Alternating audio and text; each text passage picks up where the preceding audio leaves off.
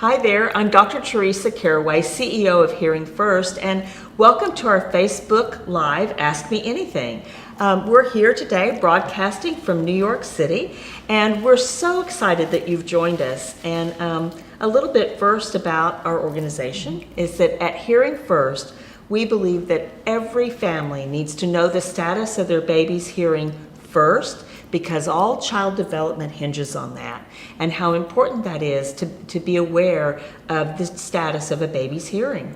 And we're doing things to raise awareness, to provide education about the outcomes that are possible for children today who are deaf or hard of hearing to learn to listen and talk.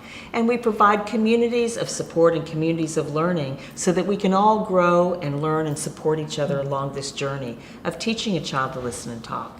But I'm excited today because one of my wonderful friends and a special mentor of mine, Dr. Carol Flexer, is joining us, and she is extremely well known in the field of listening and spoken language and beyond, and has really contributed to our knowledge base and shaped the practice of how we teach children to listen and talk and access that brain for learning. And so, Carol, thank you for joining me today and joining the conversation.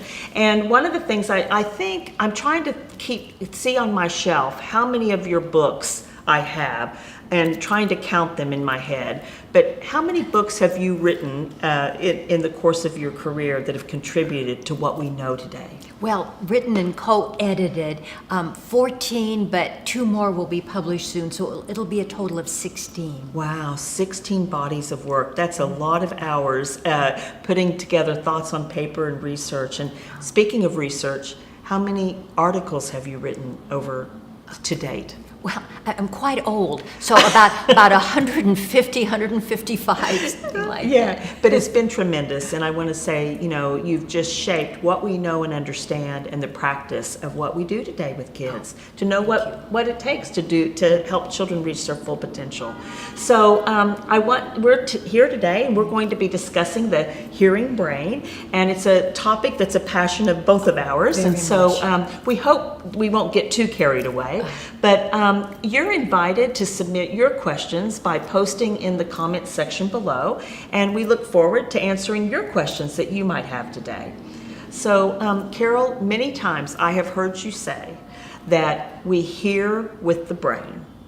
And can you tell us a little bit more about what that means and what we need to know about that? Right. So we talk about hearing as if it's an ear phenomenon, but in fact, the knowing of the meaning of that sound occurs in the brain. Well, think about the brain. It's this kind of squishy organ, totally encased in bone, yet how does the brain know anything? And in fact, it knows everything. The brain receives different types of environmental information through our 5 senses. We have hearing, vision, taste, touch, smell. And each of these senses capture different types of environmental data. So, for example, the nose captures different olfactory molecules. But whether, for example, you sniff and I smell a cookie, or I smell a diaper that needs changing. Does the nose know that? No, the nose knows nothing. So what knows? It's the brain. Well, so for hearing, when you hear your mother speaking or music or the dog, does the ear know that? No, the ear knows nothing. What the ear does is it captures raw vibratory data. That's the back and forth. That's the environmental data that the ear captures. And through this amazing process, that vibratory information is transformed into neurological impulses that reach the brain. So how does the brain know that this neurological impulse is my mother's voice? Well, through exposure and practice and conversations, the learning of the meaning of that auditory event occurs. So everyone needs to get, parents need to get, that if their child has a hearing loss, the problem is in this doorway that receives the initial raw vibration, the the impact, the intent is we have to create the neural pathways in the brain where the knowing of the meaning of that auditory event occurs. Yeah. So in essence, that we hear with the brain, and it's so important because that's what where all learning occurs, and we've all been pre-wired to learn spoken language through the brain, through accessing the brain. Right. Humans are organically wired to listen and talk, provided we get auditory information to the brain to trigger those pathways, and the connection between auditory input and spoken language output, and then the integration of the auditory with the visual, with the olfactory, with the tactile event. That all occurs in the brain with exposure and practice. And that exposure and practice has to start very, very early, at birth. Yeah. So when you speak of that at birth, so what does that mean in terms of the purpose of hearing technology and the timing of hearing technology for a child who is deaf or hard of hearing? Right. So let's start with the type of hearing technology, whether hearing aids or cochlear implants, depends on what's going on in the doorway. And so what's the problem in the doorway? Could be anything from fluid to a sensory neural hearing loss. If the doorway is closed a little bit, we might call that hard of hearing. If it's closed more hard of hearing. If the doorway is closed, we might call that deaf. But that's the doorway. And then the purpose of technology is to breach the doorway to deliver auditory information to the brain so the child acquires knowledge. The only purpose of technology, the only purpose is to get auditory data from the environment through this doorway into the brain where learning can occur. So if that's the purpose of hearing technology, to get learning to the brain, what does that mean in terms of how much should a child be wearing their hearing technology every day? Well, we actually have data, different research projects that have identified that the technology should be worn at least 10 hours a day. So, but think about what that means. For typically developing children, think about how we're made organically. For example, do you have eyelids? No. I have eyelids. I do have eyelids, yes. And if you close them, you can't see. So humans are made with a way to close the visual doorway. Do we have earlids? No, I do not have earlids. So humans are not made with an organic way to close the auditory doorway. So to people with typical doorways, their brains receive auditory information 24/7. For people who have a doorway problem, their brain is receiving clear auditory information only when they're wearing technology. So families, if your child has a doorway problem and your desired outcome is listening in spoken language, that brain must receive auditory information at least 10 hours a day. And we're not saying to wear the technology 24 hours a day, because none of our current devices are engineered for 24-hour wear. But for that 10 hours to be worn with well-fit, appropriate devices with enriched auditory information fed to the brain to grow that brain to be clever and smart and knowledgeable, absolutely critical.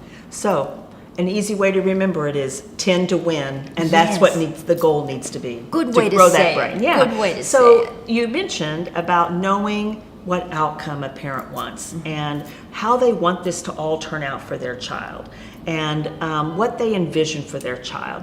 Can you talk about a little bit about what parents need to consider as they're thinking about what opportunities or what outcomes they want?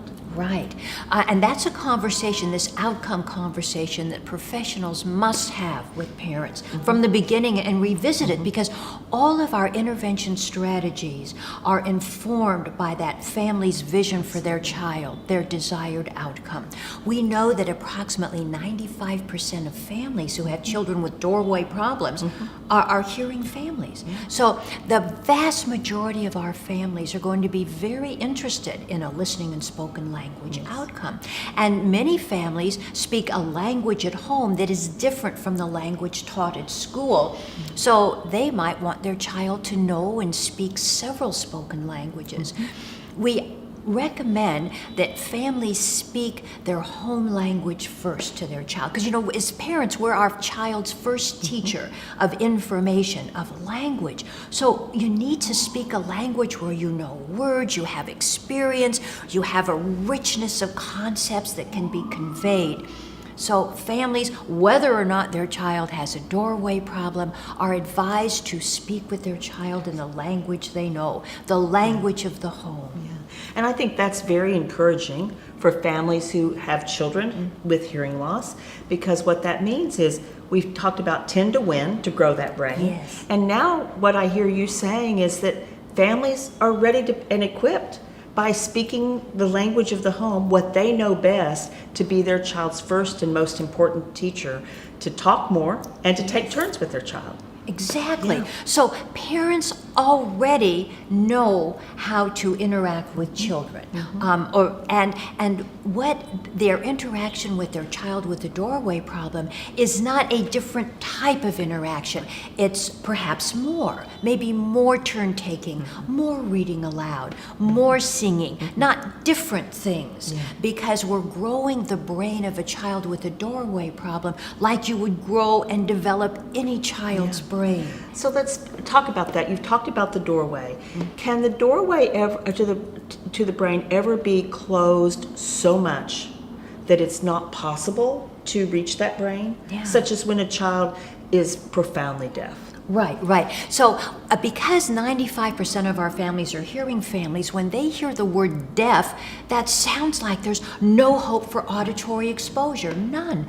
But what deaf means is that doorway is closed. Now, unless there's no auditory nerve, which is very rare, and we are actually, there's a lot of experimentation going on with auditory brainstem implants, so that's moving along as well. But right now, as long as there is some bit of auditory nerve, we can typically get enough auditory information to the brain if we do what it takes and enrich that brain to develop and integrate that auditory brain with the rest of that child's experiences out there in the world. Yeah, and so that's the I think an encouraging message for today is that we have this whole continuum of hearing technology that allows pediatric audiologists, professionals to access that brain for learning through hearing technology. Exactly, and it's very critical right from the beginning